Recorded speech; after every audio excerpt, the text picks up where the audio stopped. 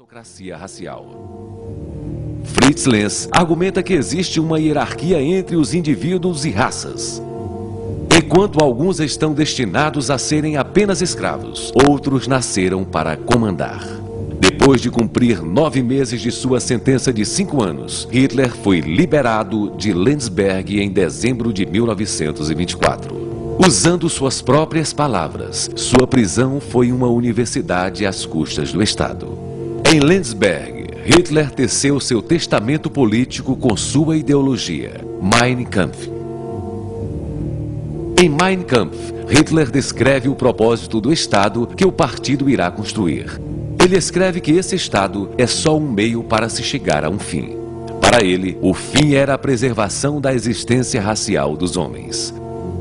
Essa obrigação estaria de acordo com a vontade que domina este universo: promover a vitória do melhor e do mais forte, e exigir submissão do pior e mais fraco. Para Hitler, toda ciência, toda arte e toda razão humana devem seguir a vontade da natureza. Ele insiste que a natureza é fundamentalmente aristocrática. Tendo aprendido com o fracasso do golpe nazista de 1923, Hitler se compromete com o partido nazista a chegar ao poder por meios democráticos. Enquanto isso não ocorre, ele constrói um Estado sombra. Ele deve ter princípios hierárquicos fortes, tão defendidos pelos místicos alemães, agora também apoiado pelas ideias de higiene racial. Em cada esfera da vida deve haver um líder, um Führer, com poder absoluto para governar seus subordinados. Cada Führer deve obediência incondicional a seu próprio líder. No topo dessa hierarquia nazista estava Adolf Hitler, o Führer supremo, a autoridade de onde emana todo o poder. Na ideologia mística do nacionalsocialismo, o Führer foi escolhido pelas leis da natureza. Ele é a expressão do solo do Oeste. Para Hitler, a tarefa do líder supremo, sua única missão, é liberar a emoção das massas alemãs. Trazer para a superfície a fé que os alemães têm no seu sangue.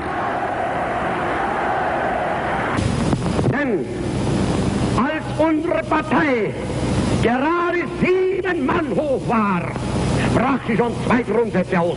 Erstens, sie wollte eine wahrhaftige Weltanschauungspartei sein. Und zweitens, sie wollte daher kompromisslos die einzige Macht und alleinige Macht in Deutschland.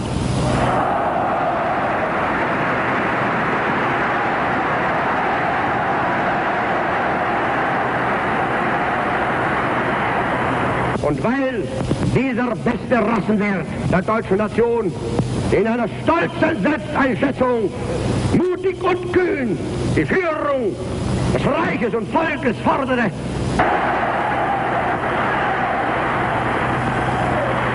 der sich als Träger seines besten Blutes fühlen und dieses Wissen zur Führung der Nation erhoben hat und entschlossen ist, diese Führung zu behalten, wahrzunehmen und nicht erst abzugeben.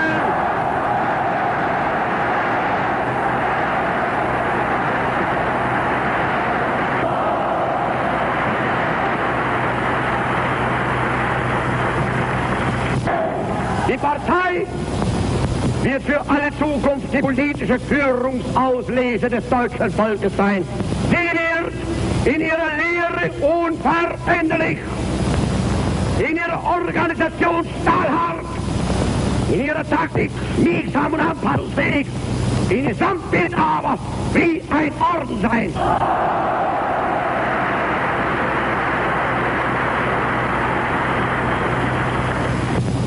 Es ist unser Wunsch und Wille, dass dieser Staat und dieses Reich bestehen sollen in den kommenden Jahrtausenden. Wir können glücklich sein zu wissen, dass diese Zukunft rechtlos uns gehört.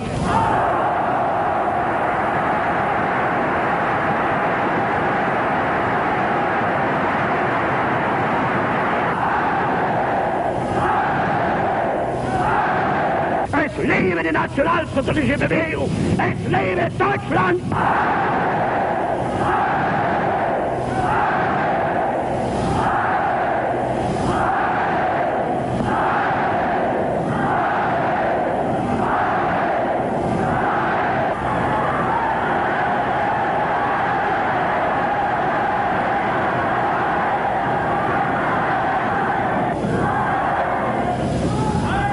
Die Partei ist Hitler! Hitler aber ist Deutschland, wie Deutschland Hitler ist! Hitler siegt! Siegt!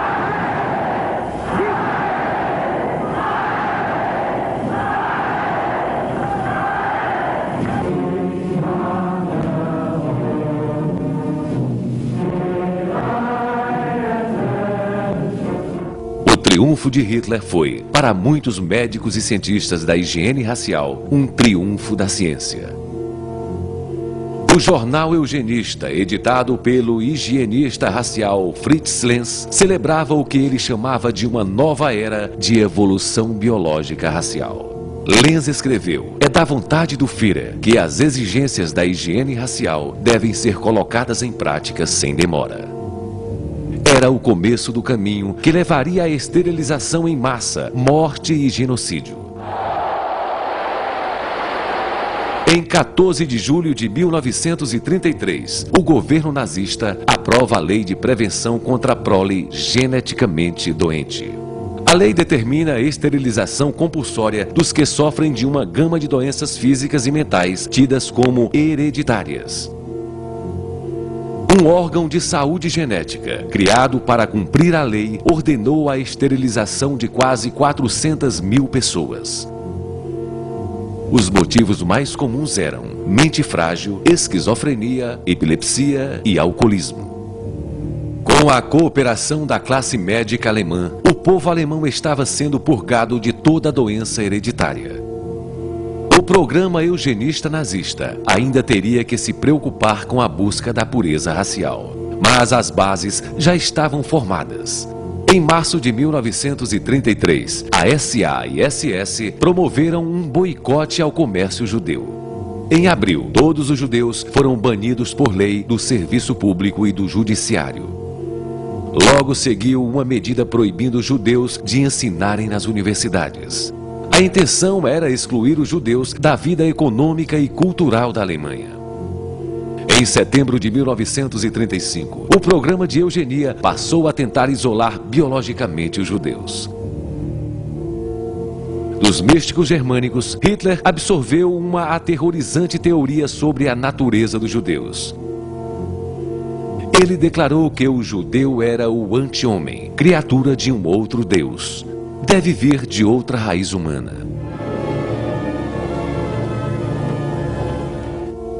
A lei de proteção ao sangue e honra alemães proíbe casamentos entre os arianos e os judeus. Essa era uma medida exigida pelos ocultistas germânicos desde a virada do século. A definição de quem era judeu era dada pelos cientistas da higiene racial. No fim de 1935, os elementos centrais do programa de eugenia nazista já funcionam. A campanha de esterilização existe. As leis protegendo contra a poluição racial eram rigorosamente cumpridas. Até mesmo o casamento entre os arianos eram controlados rigidamente. As duas partes eram investigadas, buscando-se doenças hereditárias. Os planos para a próxima fase da campanha de Hitler para melhorar os alemães já estavam sendo preparados.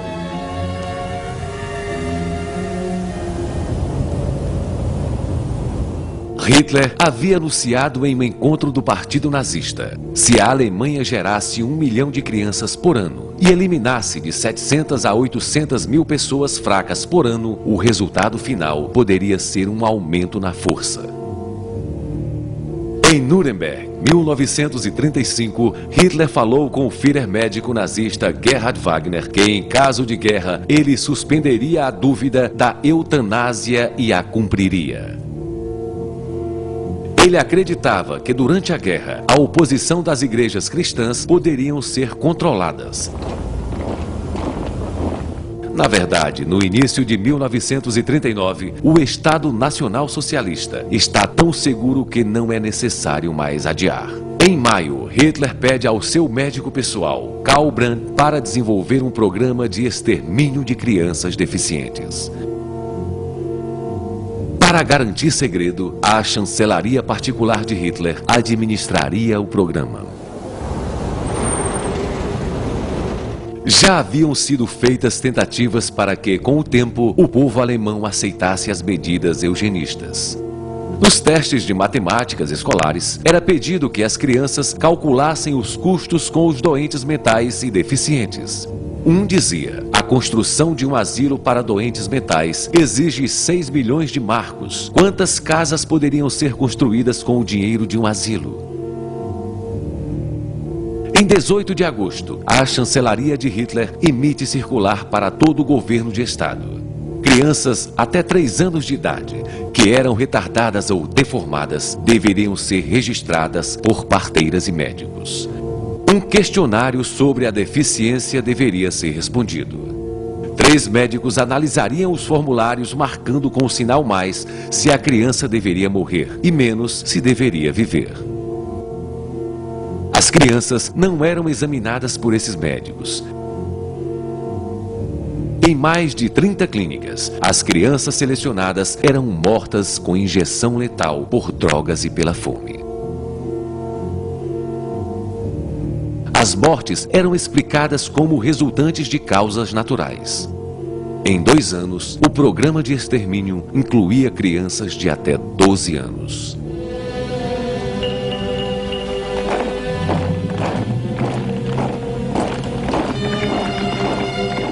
O homem está se tornando Deus, disse Adolf Hitler. Quem vê o nacionalsocialismo como nada além de um movimento político, não o conhece. Era mais do que uma religião, era a vontade de criar uma nova humanidade.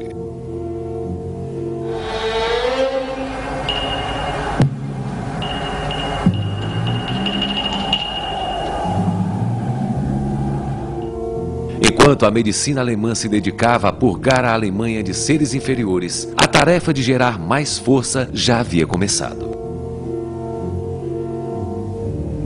Cada membro da SS era cuidadosamente selecionado pela perfeição física e pela pureza de seu sangue. Compelidos por ritos místicos, os homens da SS só podiam casar com mulheres de origem germânica comprovada, para garantir que em futuras gerações a SS seria um reservatório do mais puro sangue ariano.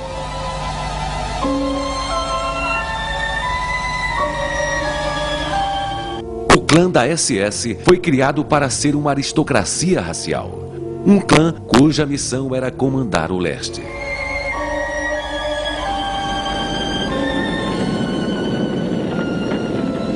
Em setembro de 1939, Hitler envia suas tropas à Polônia. 7 anos antes, ele havia deixado claros seus objetivos. Nosso grande campo experimental é o leste. Lá surgirá uma nova ordem social europeia. Os camponeses poloneses seriam despojados. No lugar deles, seriam instalados alemães de sangue puro, selecionados e comandados pela SS.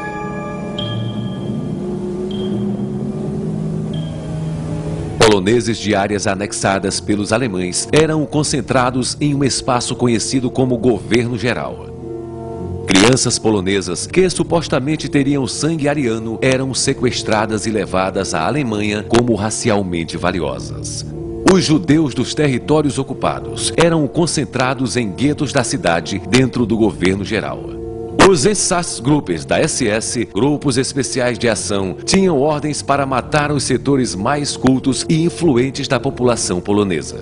Também foram instruídos a começar a nova etapa do programa nazista de eutanásia, o extermínio daqueles considerados inadequados para a reprodução ou trabalho. Na Polônia e em regiões da Alemanha, próximas à fronteira polonesa, milhares de pacientes de hospitais psiquiátricos são mortos a tiros.